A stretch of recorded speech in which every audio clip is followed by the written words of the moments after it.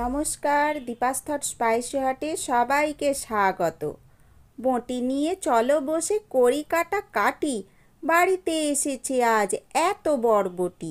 ঝাল ঝাল করে নাকি রান্নাটা হবে, দুপুরের ভাত খাওয়া খুব জমে যাবে। আলু আর বরবটি মশলা মাখা, কত কি যে বেটে সব আছে তো রাখা। চলো চলো হেসে লেতে রান্নাটা করি, নয়তো বা ভাত খেতে হয়ে যাবে দেরি। তো বন্ধুগণ, আর বেশি দেরি না করে ঝটপট কড়া গরম করতে বসিয়ে দিয়েছি। তারপরে দিয়ে দিয়েছি সাদা তেল। সাদা তেলটা সামান্য গরম হয়ে গেলেই শুকনো লঙ্কাকে আমি টুকরো করে কেটে রেখেছিলাম, সেগুলো সব দিয়ে দিয়েছি ফোড়ন হিসেবে। এরপরে দিয়েছি বেশ খানিকটা কালো জিরে ফোড়ন। দুটোকে খুন্তি দিয়ে ভালোভাবে একটু নাড়িয়ে চাড়িয়ে নিলাম। সামান্য ভাজা ভাজা হয়ে গিয়েছে। এখন আমি দিয়ে দিলাম পেঁয়াজ কুচি। পেঁয়াজ কুচিগুলো খুব ভালোভাবে সরু করে কেটেছি, আর বেশ অনেকটা পরিমাণেই কেটেছি। তো সমস্তটা দিয়ে আবার একটু নাড়ানাড়ি করে নিচ্ছি, ভাজাভাজি করে নিচ্ছি। এখন দিয়ে দিলাম দুটো টমেটো, বেশ পাকা পাকা টুকটুকে লাল, আর গোটা করেই দিয়েছি। রান্না হয়ে গেলে সেদ্ধ হবে, তখন খুন্তি দিয়ে ফাটিয়ে দেব। এরপরে আমি যথারীতি দিয়ে দিলাম টুকরো করে রেখেছিলাম যে আলুটা কেটে বেছে ধুয়ে সুন্দর করে রেখেছিলাম আগে থেকেই জোগাড় যন্ত্র করে। আর একটু লম্বাটে আকারে আলুগুলো কেটেছি। এই যে বরবটি আগে থেকে কেটে নিয়েছিলাম, লম্বা বরবটি, আলুর সাইজ আর বরবটির সাইজ একইভাবেই লম্বা করে কেটেছি। এবার সুন্দরভাবে সমস্তটা নাড়ানাড়ি করে নিচ্ছি। বরবটিগুলোর পরিমাণ অনেকটাই ছিল, আলুটা সেই তুলনায় আমি একটু কমই দিয়েছি। আর বরবটিটা একটু পরিমাণে বেশি রেখেছি, যাতে বরবটির স্বাদটা ভালোভাবে তরকারিতে পেতে পারি। তো বন্ধুরা, আপনারা ইচ্ছে হলে আর একটু আলুর পরিমাণ বাড়িয়ে নিতে পারেন। আমি যথারীতি ভালোভাবে নেড়েচেড়ে ঢাকা দিয়েছি। আর এখানে বেশ খানিকটা সর্ষে আর পোস্ত নিয়েছি, শিলনোড়াতে আমি বেটে নেব। একটু আপনারা ইচ্ছে হলে কাঁচা লঙ্কা দিতে পারেন, সাথে একটু লবণ দিতে পারেন। আমি শুধু আজকে সর্ষে আর পোস্ত এমনি বেটে নিয়েছি। তারপর ঢাকনা খুলে সমস্ত তরকারিটা, মানে ওই আলু আর বরবটিটা ভালোভাবে আর একটু নাড়িয়ে চাড়িয়ে নিয়েছি। যতক্ষণ না কাঁচা গন্ধটা দূর হয় নাড়ানাড়ি করব। তারপরেই একে একে মশলা গুঁড়ো দেওয়ার পালা।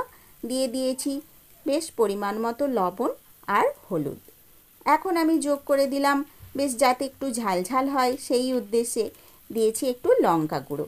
সামান্য একটু লঙ্কা গুঁড়ো, ঝাল লঙ্কা দিয়েছি, আর একটি দিয়েছি কাশ্মীরি লাল লঙ্কার গুঁড়ো। এই লঙ্কা গুঁড়ো দিয়ে একটু ভালোভাবে নাড়াচাড়া করে নেব। বন্ধুরা, আজকে আমি কাঁচা লঙ্কার ব্যবহার করলাম না, যেহেতু ওই আগেই সবার প্রথমে ফোড়ন হিসাবে অনেকটা পরিমাণ শুকনো লঙ্কা আমি যোগ করেছিলাম, তাই আর কাঁচা লঙ্কা দিলাম না। তো তারপর বন্ধুরা এইভাবে ধীরে ধীরে নাড়ানাড়ি করে নিলাম মশলাটা। আর টমেটোটা দেখুন বেশ খানিকটা নরম হয়ে গিয়েছে। খুন্তি দিয়ে আর একটু ফাটিয়ে আমি সমস্তটা একসাথে ভাজাভাজি নাড়ানাড়ি করে দিচ্ছি। এবার বেশ কিছু সময় ভালোভাবে যখন হয়ে গিয়েছে তরকারিটা, মনে হচ্ছে ভাজা, তারপরেই আমি যোগ করে দিলাম পোস্ত আর সর্ষে বাটাটা। এটা দিয়ে আমি এখন আবার একটু নাড়িয়ে নেব। সমস্ত মশলাটা একত্রে নাড়ানাড়ি ভাজাভাজি করে নেব। এইভাবে ধীরে ধীরে সুন্দরভাবে যতক্ষণ না একটু পোস্তর গন্ধ ওঠে নাড়িয়ে নিচ্ছি। আপনারা দেখতে থাকুন। যদি আজকে রেসিপিটি ভালো লেগে থাকে বন্ধুরা, প্লিজ সাবস্ক্রাইব করে দেবেন আমায়, আর আমাকে লাইক দিয়ে দেবেন। তাহলে আমার উৎসাহ আগ্রহ বাড়বে, আমি সামনের দিকে এগিয়ে যেতে পারবো। তো বন্ধুগণ, এখন আমি যোগ করে দিয়েছি কিছুটা পরিমাণ জল।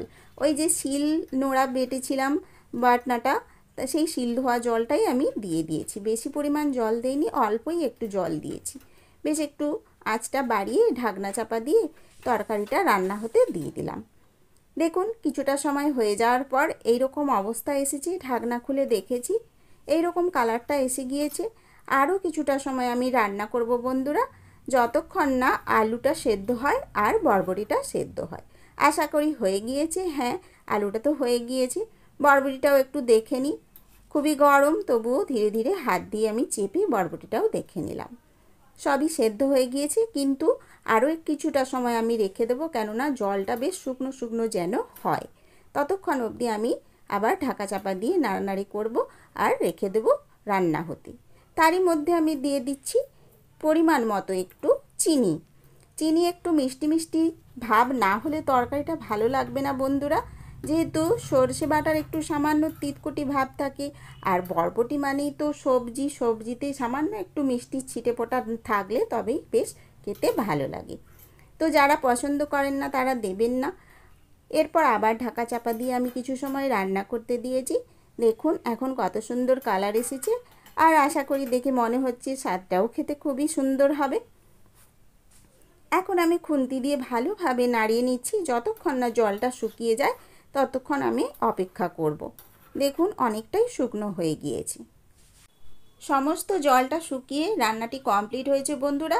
তারপর আমি এই প্লেটের মধ্যে সুন্দরভাবে সাজিয়ে নিলাম। এবার খাওয়ার সময় এই সবাইকে বেড়ে দিতে পারবো, মানে পরিবেশন করতে পারবো।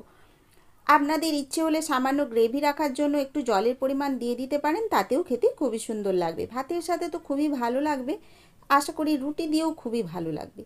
বন্ধুরা, রেসিপিটি কেমন লেগেছে আমায় কমেন্টসের মাধ্যমে জানাবেন, আর সাবস্ক্রাইব তো অবশ্যই করবেন, সাথে এই বেল নোটিফিকেশনটাও লাগিয়ে নেবেন অল অপশনে ক্লিক করে, তাহলে সমস্ত ভিডিও আপলোডের সাথে সাথে আপনাদের সবার কাছে সবার প্রথমে পৌঁছে যাবে। তো বন্ধুগণ, আজকের মতো তাহলে রান্না বাড়া শেষ হলো। আজকের মতো টাটা, সবাই ভালো থাকবেন। পরবর্তী নতুন এক রেসিপি নিয়ে আবার এসে যাবো আপনাদের কাছে। আজকের মতো বিদায়। এখন খান বরবটির ঝাল, কথা হবে আগামীকাল। Thank you.